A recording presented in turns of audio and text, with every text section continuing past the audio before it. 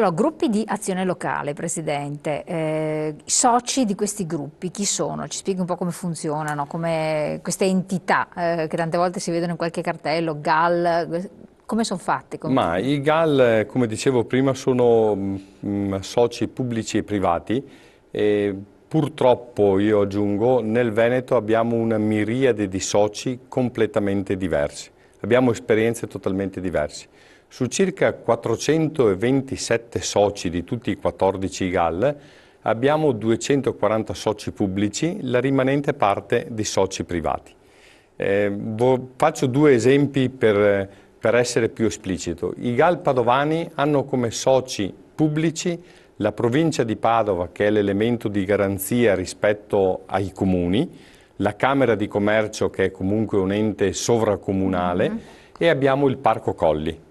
Come soci privati abbiamo un consorzio di bonifica, un istituto di credito e poi abbiamo le associazioni del commercio, dell'artigianato e dell'agricoltura. Insomma, come se fosse tutto pubblico, dai, pseudo. Diciamo così. E una delle scelte che noi abbiamo fatto nei GAL padovani è di indirizzare prevalentemente le risorse, sempre nel rispetto delle direttive comunitarie della Regione Veneto, verso le imprese perché riteniamo che siano l'economia.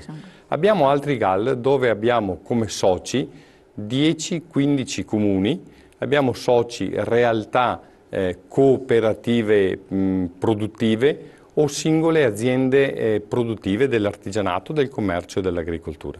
Questo diventa più difficile da gestire perché sono portatori di interesse privato, quindi localistico, anche se poi non sono soggetti che possono usufruire dei finanziamenti e forse perdono la visione complessiva del territorio. Su questo credo che la Regione, ma l'abbiamo posto anche noi, debba aprire una riflessione sulla governance dei GAL perché devono essere di interesse pubblico e di interesse generale, quindi questo sicuramente va fatto, va semplificato da una parte e dall'altra parte. Tengo a sottolineare che in alcuni GAL è socio del GAL anche Confindustria, quindi la piccola industria, c'è stato un apporto anche della piccola industria e che anche loro sostengono che questa esperienza debba essere continuata su tutto il territorio regionale. L'ANCI del Veneto dice che bisogna cercare di rendere i territori più responsabili e gli investimenti più efficaci e questo degli investimenti efficaci è un altro aspetto importante. Come lo interpretate? Lo interpretiamo in maniera molto, molto semplice. Intanto più responsabile perché è emerso in questi anni in cui abbiamo lavorato tra comuni e privato con i GAL da moderatori, mi passi questo termine anche se non è il termine corretto, abbiamo notato una cosa. La prima cosa è che i comuni non sono più coloro che tirano per la giacca il GAL per avere il finanziamento per il proprio territorio comunale, ma valorizzano un territorio e quindi pur sapendo che il finanziamento va a valorizzare un comune vicino, se è interesse generale sono ben contenti, quindi non pensano più a un proprio territorio ma a un territorio molto più ampio. Infatti ci sono progetti dei GAL non più presentati da un singolo comune ma da associazioni di comuni. Questo significa che la stessa crisi che pone come uno dei termini i piccoli comuni, la collaborazione, l'unione dei comuni, si sta pensando come territorio. L'efficacia dei finanziamenti, questo è un altro dei grandi temi che vanno affrontati e che mi riconduce a quello che diceva lei della burocrazia. Basti solo dire che nel momento in cui viene emanato il bando, al momento in cui viene finanziato il progetto, se tutto va bene e non ci sono intoppi, ci vogliono 270 giorni. Esatto. Noi capiamo che qualcosa non funziona. Ecco. Basti solo dire che quando abbiamo programmato gli interventi nel 2008, fine 2008, approvati dalla Regione a febbraio 2010, erano già vecchi, perché la crisi aveva cambiato i parametri e forse non avevano più quella pregnanza o quell'efficacia che dovevano avere. Quindi l'aspetto burocratico nei tempi va semplificato. Il GAL deve avere le mani libere nel presentare i progetti e nel poterli realizzare. L'ente pubblico ha il dovere morale e anche finanziario di controllare che i soldi siano spesi secondo le indicazioni che la Regione Veneto dà.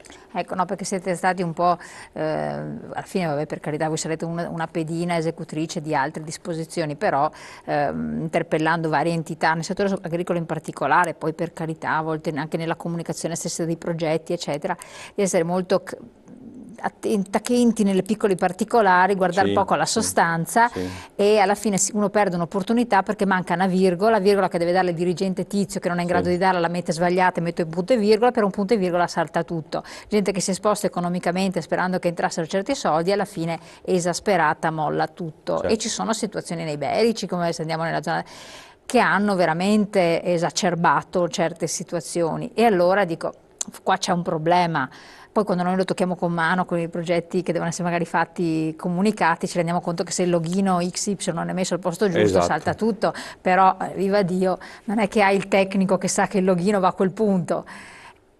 È grossissima, cioè è vero che per voi è un puntiglio, e senza però... contare, se mi permette, che c'è poi anche una discussione sempre aperta fra AVEPA, che è l'organismo della Regione che controlla, verifica, eccetera, e la direzione della Regione che dà delle indicazioni. Esatto, abbiamo verificato casi in cui approvato da AVEPA è stato bocciato dalla Regione, in cui approvato dalla Regione non è stato rendicontato da AVEPA. Questa è di una, io lo butto ridendo, ma è di una gravità mostruosa. Per chi poi è rimasto scottato, ho conosciuto persone che mi hanno raccontato delle esperienze.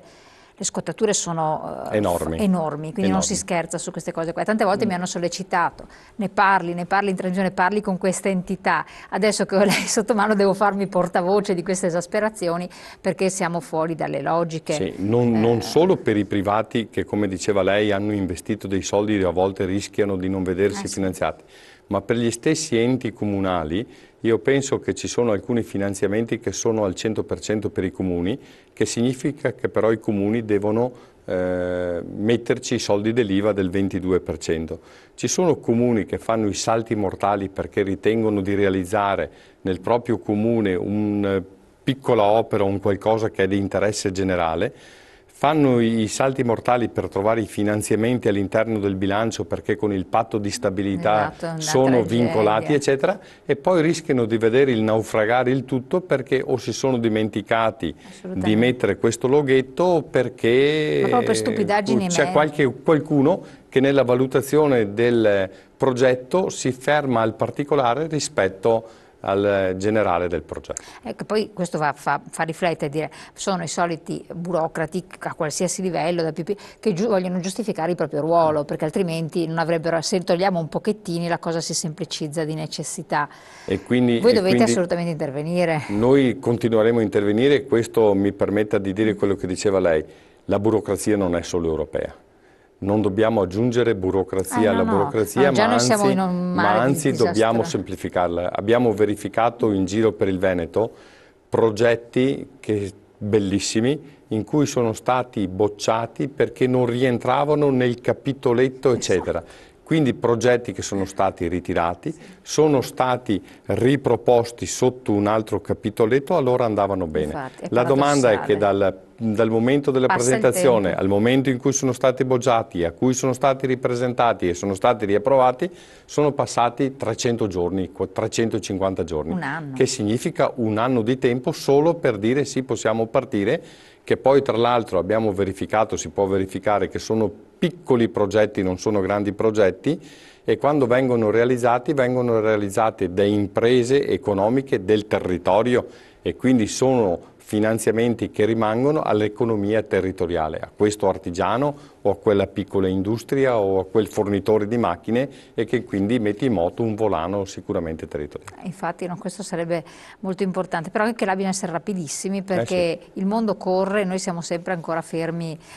Sì, c'è un'Europa di chi al posto fisso cerca di arrivare alla pensione, questo dà l'idea, perché tanto prenderà sempre il proprio stipendio. È un'Europa fatta di partite IVA, imprenditori, operatori, giovani che hanno delle scadenze, che devono fare tutto nel breve periodo perché poi perdono l'opportunità e non la trovano più. Un altro dato che mi è fatto venire in mente, che è importante, oltre ai dati che abbiamo dato territoriali dei GAL, per dimostrare che c'è voglia di fare, di costruire, eccetera. In questi 2014, 2007, 2013 sono stati presentati ai GAL 4.100 progetti, piccoli, medi, eccetera. E ne abbiamo finanziati 2.500, 2.600 circa. Quindi significa che idee in giro per il territorio o necessità che ci sono parecchie, insomma. E per quanto riguarda invece il discorso di futuro sostanzialmente, quindi la Regione cosa intende fare? Si parla di dimezzamento, ma si parla anche ovviamente, si parla sempre di spendere diciamo alcuni dati per quanto riguarda il futuro. Allora, il primo dato, la Regione Veneto nella programmazione 2007-2013 aveva investito per i GAL 100 milioni di euro, che erano saliti con un'assegnazione successiva a 108 milioni di euro, che hanno messo in moto, come dicevo prima, progetti e realizzazioni per circa 180 milioni di euro. Quest'anno la Regione Veneto propone di mettere, per questa programmazione 2014-2020, propone di mettere in campo 65 milioni di euro, circa 68 milioni di euro, riducendo la quota, che significa indirettamente ridurre il numero dei GAL. Però a questi 68 milioni e ai 108 milioni di prima sono soldi del settore agricolo.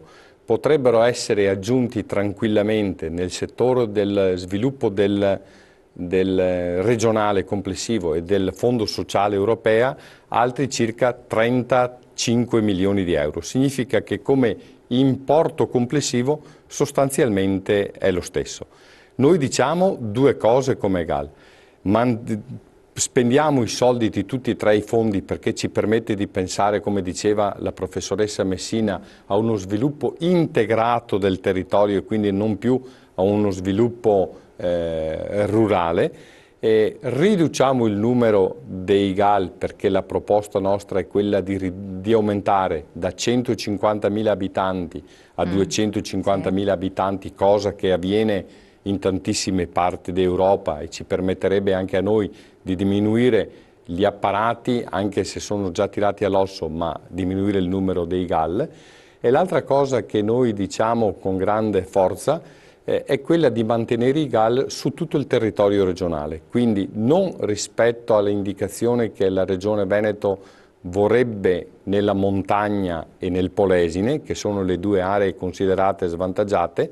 Noi diciamo manteniamolo in tutto il territorio veneto, anche per un aspetto agricolo, perché l'agricoltura non è solo in montagna, che è un'agricoltura più ambientale che produttiva, seppur necessaria e che deve essere mantenuta, o nel Polesine che è estensiva, ma soprattutto in quella fascia territoriale che è la Bassa Padovana, il Veneziano, il Vicentino e il Veronese, che è l'agricoltura più specializzata, più produttiva, eccetera. E anche perché, non mi stancherò mai di dirlo, questa esperienza di aver lavorato con i comuni ci ha permesso un'integrazione progettuale ma anche operativa fra ente pubblico, comune, il livello più basso, il cittadino, e parte economica, che secondo me abbandonarla oggi nel momento in cui hanno fatto uno sforzo per mettersi insieme potrebbe avere delle contropartite negative. Insomma. Certo. Quindi tutto ciò che è stata di esperienza cogliamo l'occasione per valorizzarla, eccetera. Poi, ripeto, sul numero dei GAL non è questa la battaglia, anche perché i GAL non devono difendere se stessi, i GAL sono solo uno strumento. In funzione di, esatto, sono solo uno strumento che vanno mantenuti se servono a un territorio, perché se non servono a nessuno devono essere chiusi e quindi senza ombra di dubbio su questo. Andiamo subito in pubblicità, poi torniamo insieme per 10 minuti ancora di chiacchierata, guardando anche all'Europa naturalmente.